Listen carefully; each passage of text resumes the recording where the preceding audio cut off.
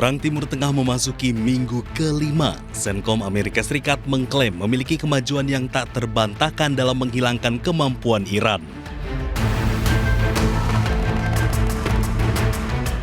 Amerika terus menyerang Iran di udara, laut, bahkan luar angkasa.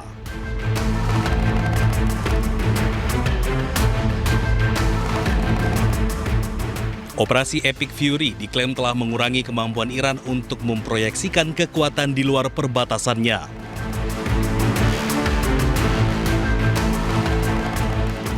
Militer Amerika Serikat tak lagi melihat angkatan laut Iran berlayar dan pesawat Iran terbang. Terbukti dari sistem pertahanan udara dan rudal Iran sebagian besar telah hancur. Amerika mengoperasikan pertahanan udara aktif paling canggih dengan tujuan untuk mencegat serangan rudal dan pesawat tak berawak. Sementara itu, Presiden Amerika Serikat Donald Trump tegaskan operasi serangan ke Iran akan selesai dalam 2 hingga 3 minggu ke depan. Amerika Serikat juga memastikan tujuan utama operasi ini adalah menghancurkan nuklir Iran. They will have no nuclear weapon, and that goal has been attained. They will not have nuclear weapons, but we're finishing the job, and I think within maybe 2 weeks, maybe a couple of days longer, to do the job, but we want to knock out every single thing they have. Now, it's possible that we'll make a deal before that, because we'll hit bridges, and we've hit some. We'll hit some bridges, got a couple of nice bridges in mind. But if they come to the table, that'll be good. But it doesn't matter whether they come or not. We've set them back. It'll take 15 to 20 years for them to rebuild what we've done to them. They have no Navy. They have no military, they have no air force, they have no telecommunications, they have no anti-aircraft systems, they have no leaders. You know, their leaders are all gone.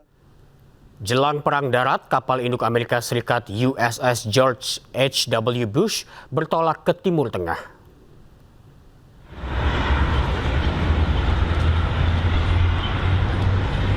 Kapal induk ini bertolak dari pangkalan Angkatan Laut Norfolk, Virginia, menjadi kapal induk ketiga yang dikerahkan Amerika Serikat ke Timur Tengah.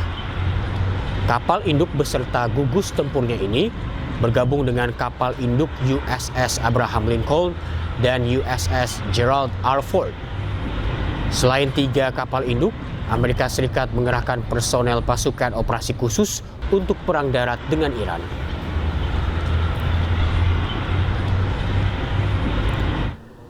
Amerika Serikat sudah mengumumkan telah mengirimkan ribuan prajurit untuk perang darat ke Iran.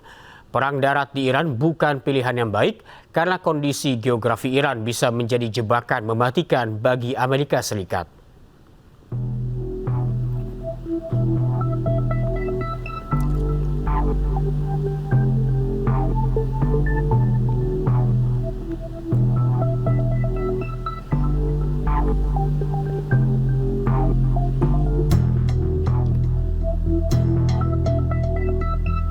Harian media cetak Tehran Times menampilkan headlines "Welcome to Hell" atau "Selamat datang di neraka". Pesan ancaman tertulis di Tehran Times, pasukan Amerika Serikat yang menginjakkan kaki di Iran akan kembali dalam peti mati. Dikutip dari The New York Times, sedikitnya 10.000 pasukan Amerika Serikat dikerahkan ke Timur Tengah.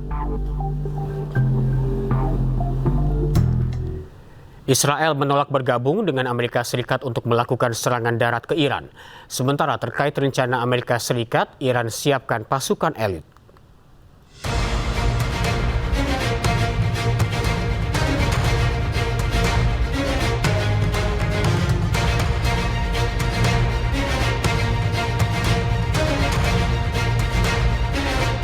Amerika Serikat akan melakukan serangan darat ke Iran. Amerika telah mengirimkan ribuan pasukannya ke Timur Tengah. Namun Israel menolak terlibat dalam rencana invasi darat yang akan dilakukan Amerika Serikat tersebut. Dikutip dari Middle East Monitor, laporan ini muncul ketika rencana militer AS terkait operasi darat menjadi sorotan. Amerika juga disebut siapkan sejumlah opsi termasuk serangan terbatas.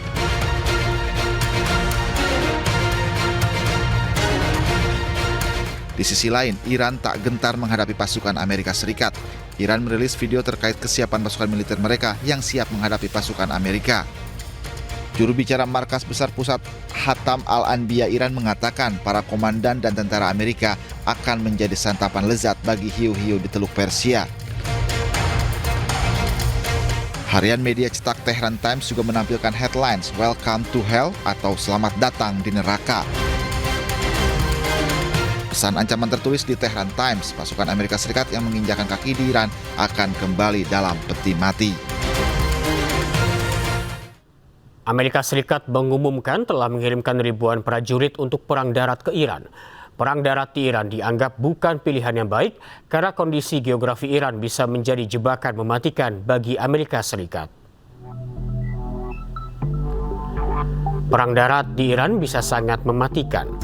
Luas Iran lebih besar dari Irak, Suriah, dan Afghanistan.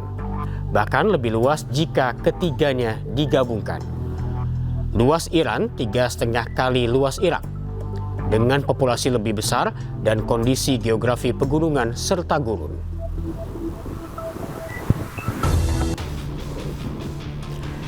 Iran dipagari pegunungan. Di sisi barat, pegunungan Zagros membentang sepanjang 1.500 km. Sementara di sisi utara dipagari pegunungan Alborz.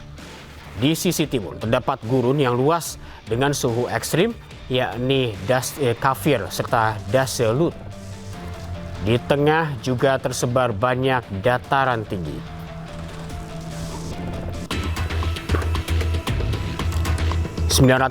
ribu pasukan aktif terlatih Iran siap menyambut invasi ribuan prajurit Amerika Serikat untuk perang darat, di mana 150.000 prajurit Garda Revolusi Iran terlatih untuk perang gerilya melawan serangan asing di medan tempur Iran. Sekitar 15.000 hingga 30.000 di antara Garda Revolusi Iran merupakan pasukan elit Quds yang bertanggung jawab atas operasi di luar negeri. Amerika Serikat segera mengerahkan pasukan untuk serangan darat ke Iran. Sementara Iran menunggu serangan darat Amerika Serikat dan berikut cuplikan dialog bersama praktisi dan pengajar hubungan internasional Dina Prapto Raharja dalam program ID Sore Rabu kemarin. Kalau kita lihat juga ada kemungkinan Amerika Serikat, Trump ini sedang berusaha melihat opsi lain itu sebenarnya bisa dipilah-pilah nggak. Jadi sebenarnya nggak sepenuhnya hanya strategi penurunan pasukan darat, tapi dia mungkin sedang berusaha untuk memecah dukungan ya di Iran supaya terjadi pecah belah gitu di dalam negeri Iran, sehingga pihak yang bisa diajak negosiasi nanti ujungnya atau diberi deal lah gitu, itu bisa tunduk pada Amerika Serikat. Karena yang dia inginkan sebenarnya adalah pihak Iran itu tunduk sepenuhnya pada Amerika. Terus yang ketiga, statement dia itu juga karena diayun ya, antara sebenarnya dia akan kirim pasukan atau benar-benar turun di lapangan diadu begitu, atau sebenarnya hanya untuk berjaga di sekitar kawasan dan memberikan intensi untuk memberi tekanan lebih kepada Iran. Itu menurut saya juga faktor pasar itu berpengaruh, karena ekonomi Iran itu bisa jadi lebih buruk atau setidaknya tidak menjadi lebih baik. Investor masih akan tetap menjaga jarak untuk berhubungan dengan Iran jika Trump mengeluarkan statement yang sifatnya lebih menciptakan rasa tegang ya di Timur Tengah. Sementara di sisi lain dengan mengatakan bahwa perang masih kemungkinan akan selesai dalam waktu 2 minggu, itu memberi sinyal positif yang menguntungkan Amerika Serikat karena harga minyak kemudian bisa harapannya lebih baik begitu, karena di dalam negeri Amerika Serikat sendiri pressure atau tekanan harga minyak ini sudah mulai membuat harga tiket pesawat naik sampai 85%, kemudian juga ambang batas psikologis orang-orang Amerika Serikat untuk bisa menerima harga kenaikan BBM di sana itu sudah melampaui batas $4 per liter lah gitu. Jadi itu yang harus yang bisa kita cermati dari perkembangan terakhir. Kalau dari analisa Anda, siapa yang lebih kuat dalam perang darat yang sebentar lagi akan terjadi ini, Mbak Dina? Kalau dilihat dari perang darat, sebenarnya kuncinya kan satu ya. Kita, negara manapun kalau mau melancarkan satu serangan yang sifatnya langsung di darat berhadap-hadapan, kuncinya kan nggak bilang ya, sasarannya itu di mana saja. Jadi aneh juga bahwa dengan Trump mengumandangkan bahwa titik-titik yang dia tertarik untuk hancurkan adalah ini, khususnya di Pulau Kark yang dia sebut berkali-kali sangat ingin dia kuasai karena itu merupakan pusat di mana Iran punya minyak ya. Itu sebenarnya aneh karena pasti Iran sudah menyiapkan diri sebaik-baiknya untuk menjaga jangan sampai wilayah itu bisa dikuasai. Kemudian yang kedua yang lebih mengenal teritori di sana itu adalah Iran. Kemudian yang ketiga, faktor Yemen itu belum dihitung oleh Amerika Serikat karena Houthi di Yemen itu sudah mengatakan mendukung sepenuhnya perang ini dan mendukung Iran gitu. Faktor yang keempat ada Israel. Israel ini posisinya juga wild card ya, dia bola liar aja dia kemana itu nggak bisa dikendalikan sepenuhnya oleh Donald Trump.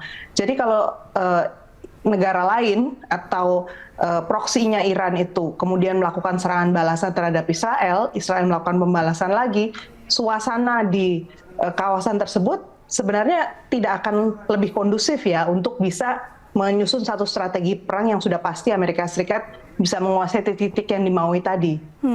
Baik, tadi Anda menyebutkan bahwa Iran lebih mengenal wilayah Iran, terlebih wilayah Iran ini kan dikelilingi pegunungan dan gurun. Nah, situasi geografis ini lebih menguntungkan siapa, Mbak Dina? Lebih menguntungkan Iran lah. Kalau kita berangkat dari sejarah sajalah, dulu di tahun 1979 sempat ada hostage ya, ada penahanan tawanan orang-orang Amerika Serikat di kedutaan Amerika Serikat ditahan di Iran. Di Teheran, dan di sana Amerika Serikat juga dalam posisi ingin melakukan perubahan rezim ya di Iran, dan Iran membalas dengan melakukan penahanan terhadap orang-orang Amerika Serikat. Di Amerika Serikat kan kemudian dilancarkan satu operasi untuk melakukan penyelamatan terhadap 52 orang Amerika yang ditahan di Teheran itu, dan mereka mengirimkan helikopter terbang di atas Iran. Yang terjadi adalah gagal karena ditembaki dan akhirnya operasi itu tidak berhasil. Di dalam negeri Amerika Serikat kemudian yang terjadi adalah Presiden Jimmy Carter itu gugur sebagai presiden. Jadi dia kemudian tidak bisa menang dalam pemilu dan negosiasi baru bisa dilaksanakan di presidensi yang berikutnya.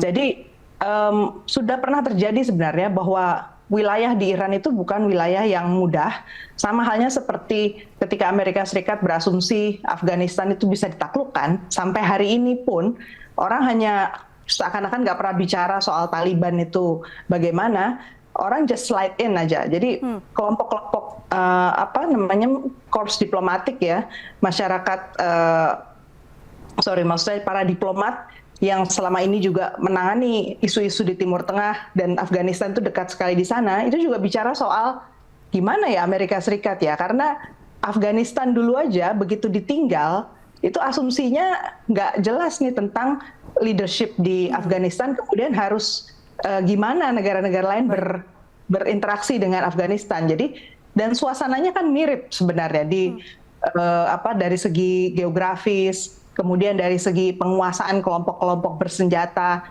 itu bukan hal yang mudah untuk ditaklukkan secara sistematis. Baik, berarti bisa dibilang bahwa ini sangat berisiko untuk Amerika ya, perang darat ini, Mbak Dina? Ya, menurut saya sangat berisiko untuk Amerika Serikat. Sejumlah pihak kan menyebut bahwa perang darat ini tuh sebagai misi bunuh diri. Nah ini pihak Iran, bahkan di media Iran juga menyebut bahwa ini adalah misi bunuh diri. Bahkan ada headlines "Welcome to Hell" atau "Selamat datang di neraka". Nah ini bagaimana menurut Anda? Ini menarik ya bahwa negara-negara lain sudah melihat betapa Amerika Serikat itu tidak punya strategi yang dipikirkan benar-benar. Dan kalau kita dengarkan lagi statement-statement dari para pembantu Trump, yang mereka lakukan termasuk ketika orang bilang, kamu nggak jadi turun ke sana. Pentagon bilang sudah dilakukan persiapan. Jawaban dari pihak mereka adalah bahwa Pentagon memang tugasnya menyiapkan berbagai macam opsi. Nanti presiden yang milih last minute. Ini kan menunjukkan bahwa strategi untuk menangani Iran itu betul-betul di tangan satu orang. Nah inilah yang kemudian menurunkan atau menyebabkan skeptisisme ya dari banyak pihak, termasuk juga dari para sekutu Amerika Serikat, bahwa yang dilakukan Amerika ini sebenarnya tanpa perhitungan yang matang. Dia hanya melihat situasi, kadang dipicu oleh emosi ketika dia tersentuh sedikit egonya gitu ya, dia bisa langsung bilang kita hancurkan saja semua. Yang barusan terjadi hari ini juga dia bilang kita hancurkan saja semua fasilitas energi Iran gitu. Padahal kan kalau itu benar-benar dilakukan, risikonya tentu akan sangat besar untuk ekonomi ekonomi Amerika Serikat. Amerika Serikat melancarkan serangan ke fasilitas rudal bawah tanah di Isfahan, Iran. Ledakan dahsyat terjadi menyusul serangan tersebut.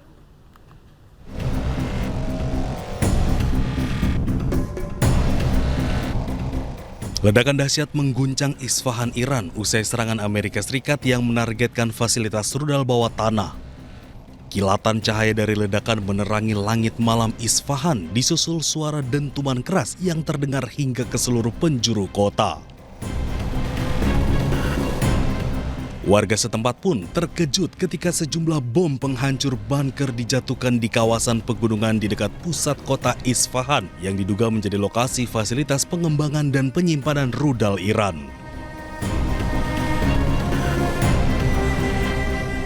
Komando Pusat Amerika Serikat CENTCOM pun merilis rekaman video yang menunjukkan pasukan AS menjatuhkan amunisi presisi ke target militer bawah tanah di wilayah Iran. Hingga kini belum ada keterangan resmi dari pihak Iran terkait tingkat kerusakan maupun jumlah korban terdampak. Ketegangan di kawasan diperkirakan semakin meningkat seiring konflik antara AS Israel dengan Iran yang terus berlanjut. Pasukan Amerika Serikat terus menyerang dan menargetkan kemampuan rezim Iran. Rekaman serangan tersebut dirilis langsung oleh Komando Pusat Amerika Serikat atau CENTCOM.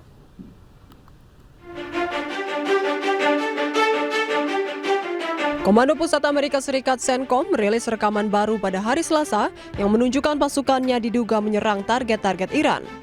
Rekaman tersebut memperlihatkan serangan yang mengenai sebuah truk, kendaraan, dan pesawat terbang.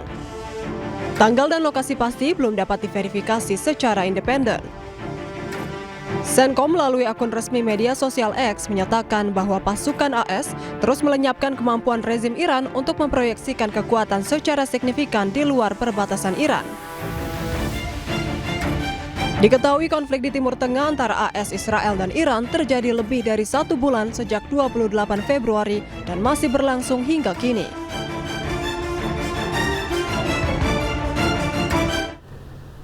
Militer Iran membantah ada negosiasi dengan Amerika Serikat. Iran bahkan menegaskan bila Amerika Serikat nekat menyerang akan menjadi santapan empuk untuk hiu-hiu di Teluk.